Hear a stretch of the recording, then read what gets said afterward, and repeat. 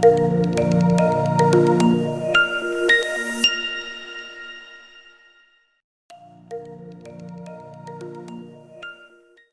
นั้นก็คือมุ่งในเรื่องของการกำกับดูแลโครงสร้างของการประกอบธุรกิจไม่อยากให้ธุรกิจนั้นเนี่ยมีการกระจุกตัวมากเกินไปนะครับเพราะเราเชื่อว่าเรื่องของการแข่งขันนั้นเนี่ยความใหญ่ความเล็กนั้นเนี่ยจริงๆแล้วไม่ได้เป็นอุปสรรคในการแข่งขันแต่เราเป็นการเฝ้าระวังไม่ให้การที่ธุรกิจที่เป็นการรวมกันแล้วมีขนาดใหญ่ขึ้นนั้นเนี่ยไปอาศัยความได้เปรียบของตัวเองเกณฑ์นี้อยู่ไหมคะยังใช่อยู่นะครับแต่ว่าในกรณีที่เราบอกว่าการนับความเป็นว่าจะนับจากฝ่ายไหนเรื่องของอำนาจเหนือตลาดตรงนี้จริงๆคือนับรายใดรายหนึ่งที่ทำขายธุรกิจรายใดรายหนึ่งว่าเข้าขายหรือเปล่า1,050%หรือ3 ราย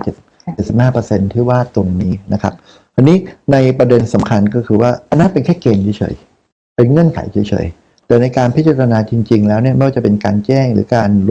ขออนุญาตจริงๆแล้วเนี่ยเราจะคำนึงเรื่องสำคัญเรื่องหนึ่งก็คือเรื่องความเป็น Single Economic Entity เพราะว่าบางทีเราก็ทราบกันดีนะครับธุรกิจบ้านเราเองนะบางครั้งก็เป็นลักษณะการถือหุ้นมันซับซ้อนกันไปหมด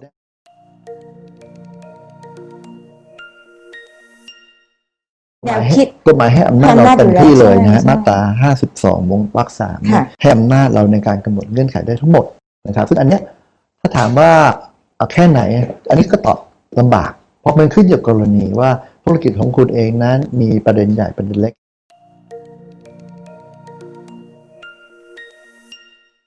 การบังคับใช้กฎหมายของเรากฎหมายแข่งขันของเราก็เรียกเป็นกฎหมายของประเทศไทยการที่คุณไปทำธุรกรรมรวมกัน M&A รวมกันในต่างประเทศนั้นเนี่ยจริงๆแล้วเราไม่สามารถไปบังคับได้แต่ประเด็นว่าคุณไปรวมธุรกิจอยู่ในต่างประเทศแล้วก็มีการคล้ายๆสินค้ามาขายอะไรต่างเหล่านี้นั้นเนี่ยอันนี้จะไม่เกี่ยวข้องกับกฎหมายของการแข่งขันของเราแต่ถ้าในกรณีที่คู่ค้าที่ไปรวมธุรกิจในต่างประเทศคุณมีสำนักงานมีเอเย่นหรืออะไรรูปแบบต่างๆของการทำธุรกิจที่มีออฟฟิศอยู่ภายในประเทศของเราแบบเนี้ยกรณีแบบนี้เนี่ยเรายังนับอยู่ว่าคุณควรจะต้องแจ้งหรือขออนุญาตกับเราขึ้นกับประเภทของธุรกิจขึ้นกับไซส์ของคุณว่าเข้าขายหรือไม่เข้าขายเราถ้าจะกล่าวโดยสรุปจากที่ท่านอาจารย์ว่ามาคือแม้ว่าเกิดการรวมธุรกิจในต่างประเทศเวลาดูว่ามีผลกระทบกับตลาดในประเทศไทยหรือเปล่าเนี่ยหลักเกณฑ์ก็คือว่าถ้ามีตัวแทนในประเทศไทยไม่ว่าตัวแทนรูปแบบไหนก็ตามไม่จำเป็นต้องเป็นสำนักงานของตัวเองไม่จำเป็นต้องเป็นสาขาของตัวเองแต่เป็นการเป็นตัวแทนในการขายสินค้าของตัวเองไม่ว่าจะเป็นการขายผ่านผู้จำหน่ายผู้จัดจำหน่ายในประเทศไทยก็ถือว่ามีตลาดในเมืองไทยแล้ว